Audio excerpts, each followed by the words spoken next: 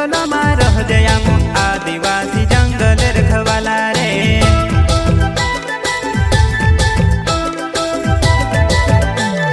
चल जंगल जमीन काज पूजे रे आदिवासी दुनिया ने रखवाला रे।